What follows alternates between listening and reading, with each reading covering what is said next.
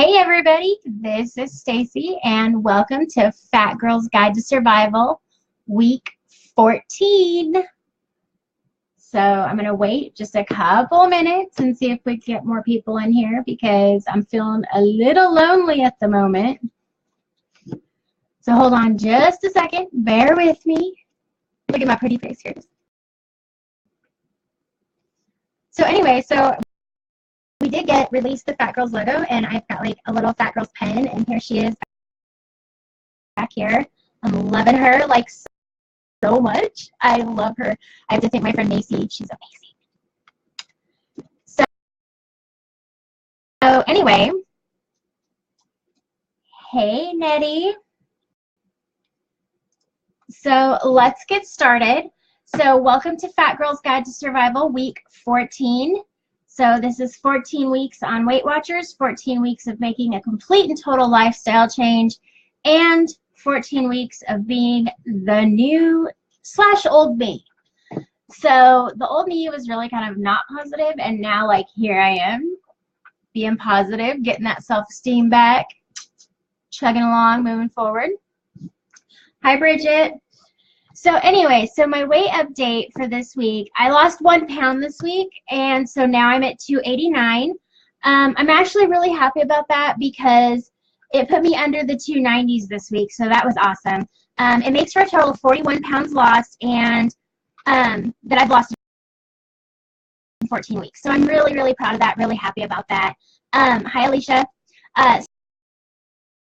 So yeah, it's really awesome. My measurements this week were 44.5, and which means I lost ½ an inch. My waist was at 47 3/4, means I gained 1/4 of an inch. And my hips were at 48.5, which means I lost 2.5 inches. So it was really awesome. I was very proud of myself. I work really hard. But you all know that. You guys see what I go through all the time. I make my posts and I do this every week. So as always, I couldn't do this without you guys. So this week was okay. The weather kept me indoors mostly again, but I joined Asia Forge Challenge this week and I'm doing pretty well at that. She's doing a challenge where you eat healthy and you do so many different exercises every day. Now I have to modify the exercises a little bit because I'm not where she's at physically. But she's been doing this a lot longer than I have. So, but I think it's going really well, and I like doing the challenges. It's a lot of fun. Let's see what else this week. My wonderful friend and neighbor brought her little boy Asher into the world this weekend. So I helped take care of her dogs this weekend, and her German Shepherd just completely wore me out. He's a wonderful little dog named, or well, he's not so little anymore, he's kind of huge, named Rhaegar, but we had a good time. Thank you, Tara. Hi, Kim. So what else happened this week? Mom and I went for a walk at the outlet malls, which I had never been able to do before. So I got to walk the outlet malls, and we went shopping, which was awesome. So, so that was really a lot of fun. I posted pictures of me wearing all my new clothes and the full body pics. I applied for a job at Torrid, so hopefully that'll happen. So I'm really getting out of my comfort zones. It was really cool to go into public place and actually be recognized by someone because of Phat Girlz. They called me Stephanie, but hey, I was recognized, so that is great. I don't know why we are losing sound. That is weird. I'm sorry, guys. So many technical difficulties. But Faith says it's getting better, so hopefully it is. I've had some responses on Twitter from Tess Holiday, Christine and Lottie, a like from Rebel Wilson. So I'm really thinking Phat Girlz is going well. I love having all of you watch every week, and I think it's just a huge way to keep yourself accountable doing something like what I'm doing right now. So I'm really excited to announce that we have got the new Phat Girlz logo released. Here's my little Phat Girlz pin that I made. Here's the logo. It's on the website. It's all been updated. There's Phat Girlz everywhere. And hopefully we're going to be getting t-shirts made soon. So go ahead and check all that out. So that was the week. It was all good. All in all, it was a great week. I really had a good time. I'm excited that the weather's going to be better this week so that I can start training to walk the Big 4 bridge, because you guys know that that's my big goal. Hi, Brittany. So our first topic for today is cooking for a picky family. Now, I tried to do some research on this, and you know, there's not really a lot of articles about cooking for a picky family. It's mostly recipes and how to trick your family into eating things that you want them to eat. So my family can be really difficult to cook for, especially if you want to try anything new, or if you're on a diet or making a lifestyle change like I am. So we all know that with Weight Watchers, fish and chicken are 0 points, and pork and beef are kind of heavy on the points. So we eat a ton of fish and chicken. Well, that's where my mom runs into the problem. Hi, Mom. Is that, so not so much for Chris and Nick and I, who all live together, because we just pretty much resigned ourselves to the fact that the boys have resigned themselves to the fact that if they want to eat, they're going to get fish or chicken, and they're just going to deal with it. So in my house, it's not an issue. But at my mom's house, it is an issue, because my dad, who we've talked about before in his chicken hating, does not eat chicken. He will not eat chicken. He thinks it's gross or whatever. I just think he's weird. My brother does not like fish. So I think he's weird too, because I love fish. I love shrimp. I love fish. I love clam chowder. I love shark. I like all that good stuff. And like, he won't eat any of it.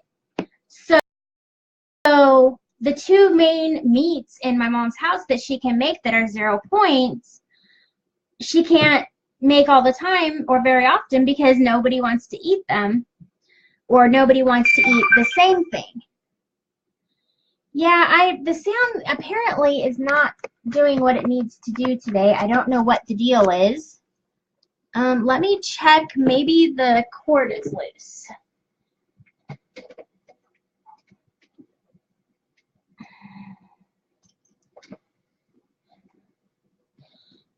So, okay, so I checked the cord. Hopefully, maybe that will help. I don't know. Hopefully, fingers crossed. So anyway, where was I at? Oh, so that's where my mom runs into the problem of cooking. So she ends up cooking, usually if they grill, she'll have to do like hot dogs and hamburgers for my mom, my dad, and Ryder. Or I'm sorry, for my dad, Ryder, and Lexi. And then she'll have to do something completely different for herself. If everybody in the house wants chicken, then she has to cook something different for my dad. If everybody wants fish, then she has to cook something different for my brother.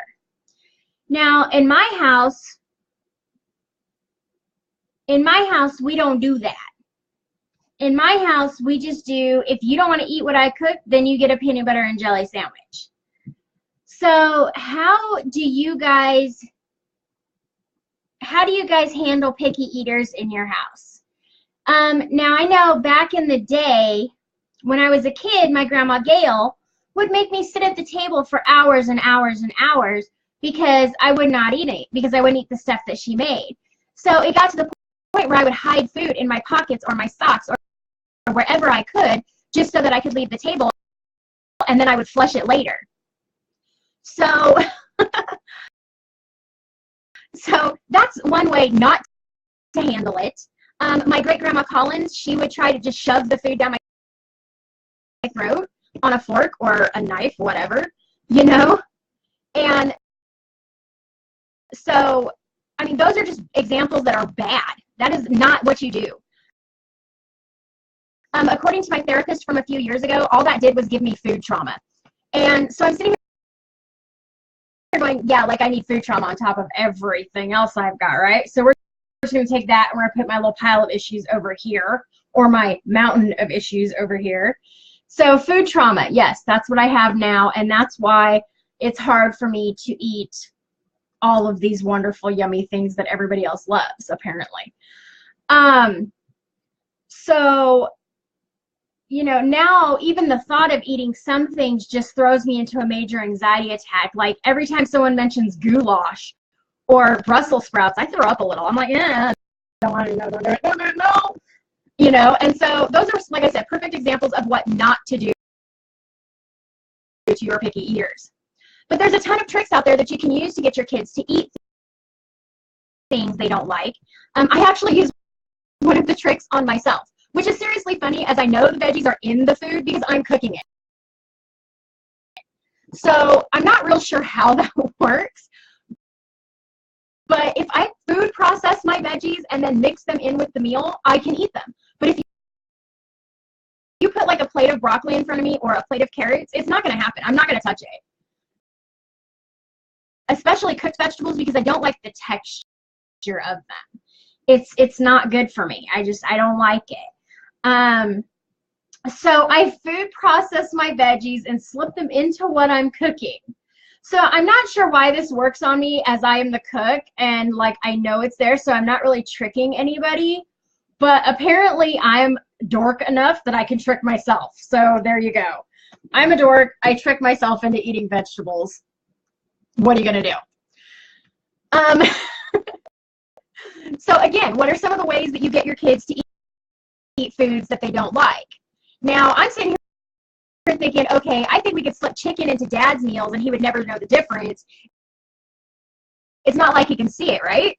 Love you, blind man. Not to mention the fact, a while back, he went to a Mexican food restaurant and they gave him chicken enchiladas, and he like ate them and liked them. So I think this whole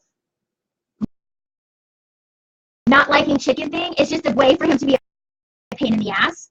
Like, seriously, I'm really thinking that that's what it is. And he's been carrying it on for years, and we've just allowed it.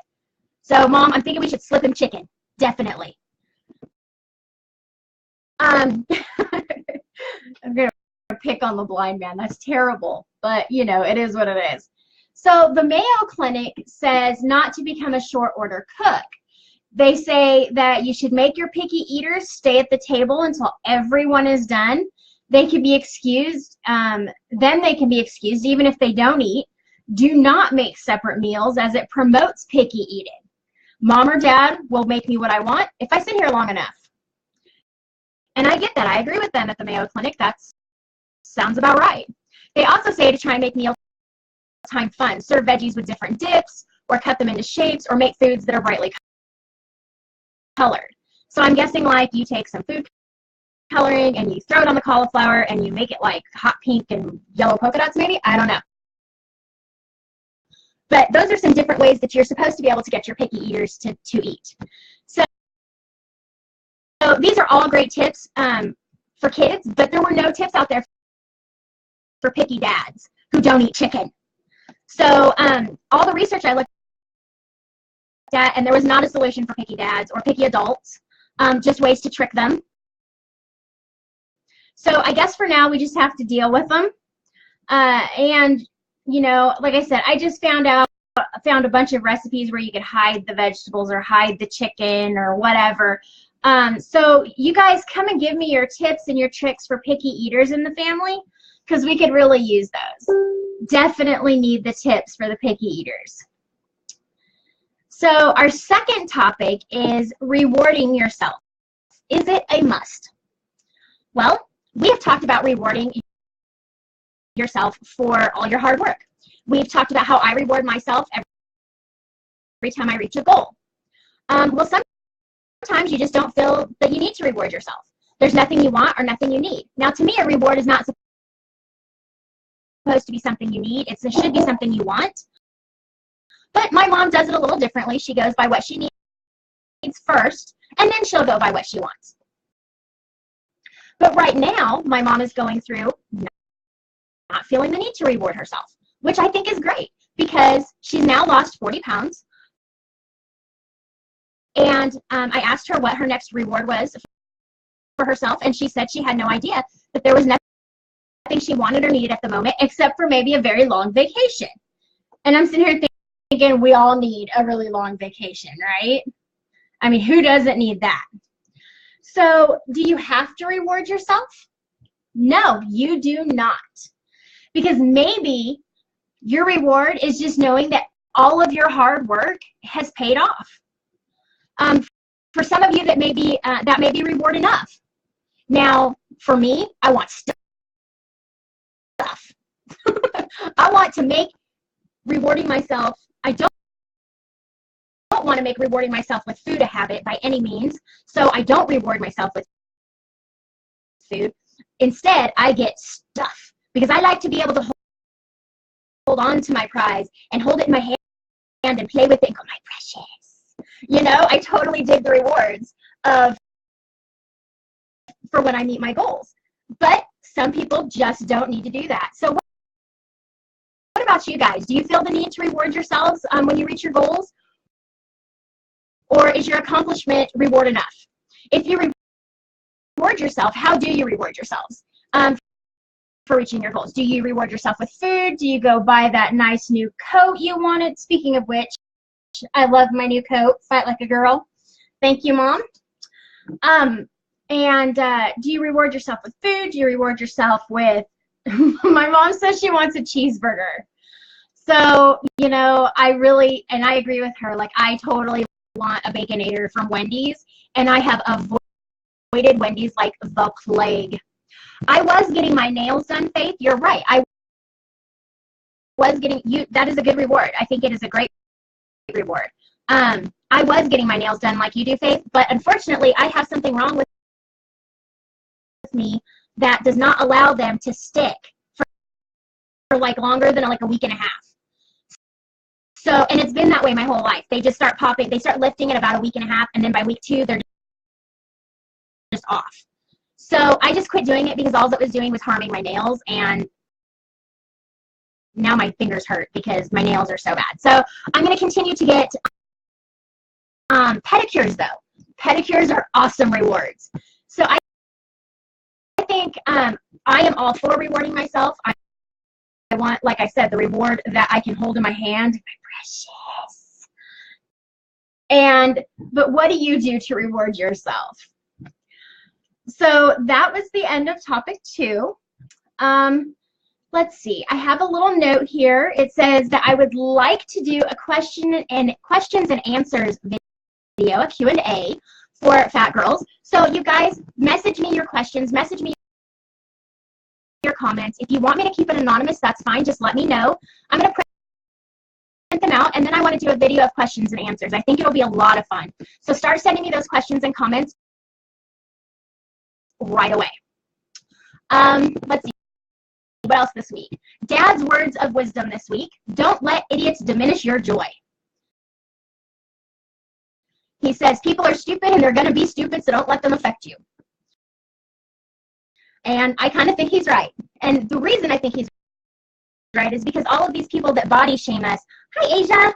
All these people that body shame us when we go out in public because well, not us, maybe not everybody's had the same experiences. But I've been body shamed horribly when I go out in public.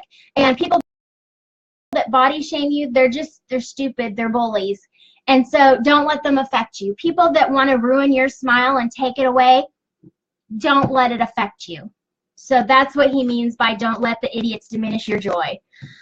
I promised you 2 recipes of the week this week, and I decided to go with snacks because I always do big full meals, and some days we just don't have time for all that, or we just don't want to do that. So I have a recipe for grilled pineapple with basil and ginger cream sauce. It is 0 points. 0 points. And it is so super yummy. It is really, really, really good. My second one is an avocado and egg crisp. It is to die for. It's 3 points, but so worth it. So worth it. So I'm going to post pictures of those soon, and if you would like to have the recipes, just get with me and I will definitely give them to you, and they'll be up on the website soon too. So I did do the squat the pot challenge this week. Woot woot. I ended up with 523 squats as of, or no, I'm sorry, 552 squats as of about 10 minutes before I started this video. And that ends the week for the Squat the Pot Challenge. So it really did do a lot of good. My thighs hurt, but it was good. So that's it for today, guys. Thank you for watching Phat Girlz tonight. Please remember to like, share, comment, rate, and blah, blah, blah, blah. Let me know if you're catching me live or catching me on the replay. Check out our website at fatgirlsguidetosurvival.com. Look at my fat girl. I love her so much. She's awesome. And follow me on Twitter too, because I've got some really important people on there following me. Remember, you're not fat, F-A-T. Oh, no, no, no. We are P-H-A-T, pretty hot and tempting. And all of my guys out there are F-H-A-T, fully hot and tempting. You have a great week, and I'll see you on week 15.